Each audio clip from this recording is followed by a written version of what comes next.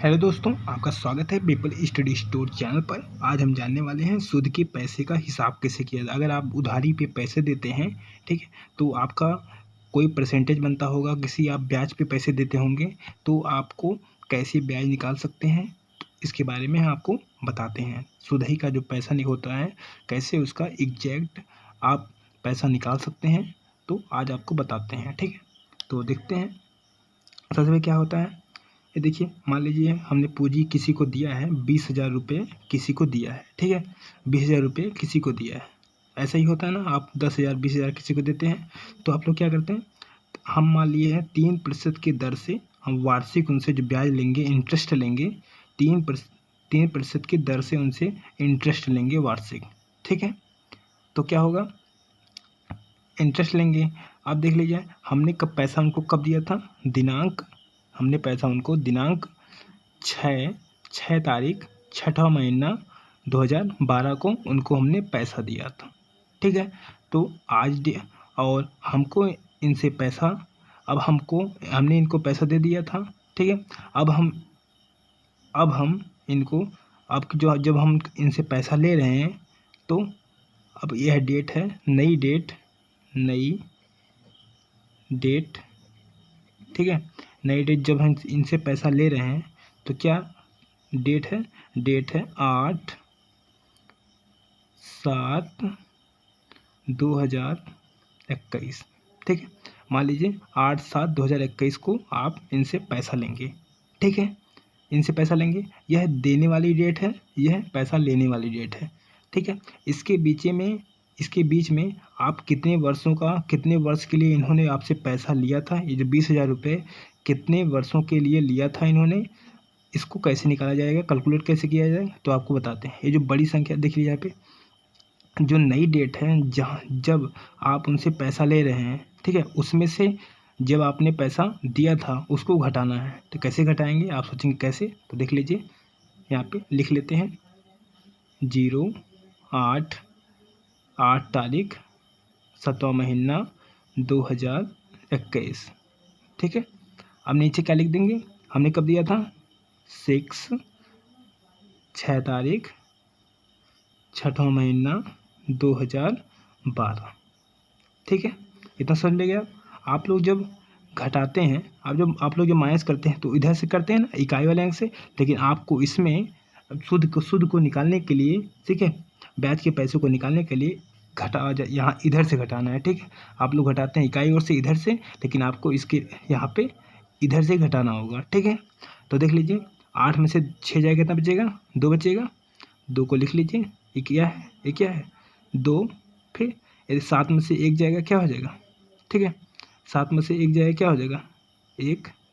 ठीक है, फिर यहाँ पे 21 में से 12 जाएगा, कितना हो जाएगा, 9 बचेगा। ठीक है, तो ये हमारा निकल गया वर्ष, ये वर्ष है, ये महीना है, ये क्या है, दिन है। ठीक है, तो इन्होंने 9 वर्ष 1 महीना 2 दिन के लिए हमसे यह 20,000 रुपया लिया था। ठीक है, 9 वर्ष 1 महीना 2 दिन बाद हम उनसे पैसे लेने जा रहे हैं। ठीक है, यह इनका एग्जैक्ट टाइम हो गया। तो आप कहेंगे, अब हम 3% की वार्षिक दर से इनसे पैसा कैसे वसूलें, कैसे पता करें कि 9 वर्ष 1 महीना 2 दिन का रुपया कितना हो रहा है, कितना ब्याज हमारा हो रहा है। ठीक है, तो कैसे जानेंगे, तो देखते हैं। ठीक है, तो सबसे पहले हम निकालेंगे ब्याज को। ठीक है, तो निकालते हैं। तो सबसे पहले निकालेंगे हम इनके 30 दिन का ब्याज। ठीक है, 1 महीने का ब्याज, तो कितना है, 20,000, कितना दिया था इन्होंने, दिया था 20,000 रुपये, कितने प्रतिशत, 3% की दर से। ठीक है, तो निकालते हैं। सबसे पहले इधर देख लीजिए, 3%, 20,000 गुणे 3/100। ठीक है, तो 0 से 0 कैंसिल, 0 से 0 कैंसिल। ठीक है, 3 छक 3 दूनी 6 और 2 0 बढ़ जाएगा, क्या हो जाएगा, 600। तो यह है उनका हो गया महीने का, 30 दिन का। ठीक है, यह 1 महीने का ब्याज हो गया, कितना, 1 महीने का ब्याज कितना है, 600 रुपये। ठीक है, 1 महीने का ब्याज हो गया 600 रुपये। अब 600 रुपये 1 महीने का ब्याज हो गया, तो अब इनका ये तो 30 दिन का ब्याज निकला है 1 महीने का। ठीक है, तो अब 1 महीने का ब्याज निकल गया, तो अब यह 9 वर्ष है ना, तो 9 वर्ष में कितने महीने होते हैं? 144। 12 से 9 में गुणा करेंगे कितना? 12 9 144। तो 144 में 600 से अब गुणा कर देंगे, ठीक है। एक महीने का डाटा है, 1 महीने का 600 है, तो 144 महीने का कितना हो जाएगा? गुणा कर लीजिए। 144 गुणे पहले 6 कर लीजिए, ठीक है।